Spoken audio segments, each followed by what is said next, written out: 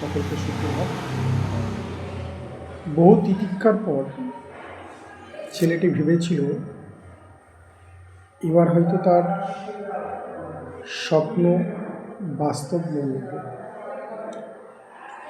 অনেক আশা প্রত্যাশা নিয়ে যখন নিজেকে সে প্রস্তুত করে ফেলেছে, তখন হঠাৎ দেখি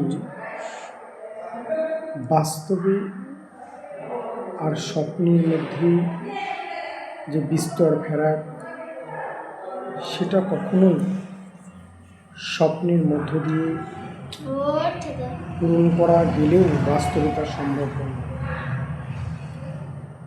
যখন সে ভেবেছিল সংসারের সকল দায়িত্ব কাঁধে তুলে নেবে,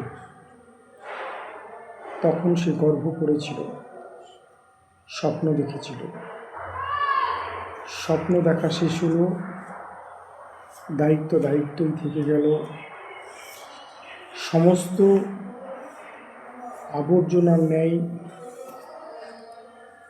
বিভিন্ন দায়িত্ব সে নিজের কাঁধ থেকে ছেড়ে দিয়েই মুক্ত পেতে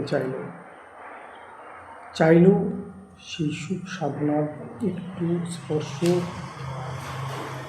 যা আজও বাস্তব জগতে তাকে দিল না। ফলে তার প্রশ্ন জেগেছে, আমি নিজে এই গ্রহের মানুষ তো, সবার মতো আমারও অধিকার আছে তো, আমারও দায়িত্ব আছে কি?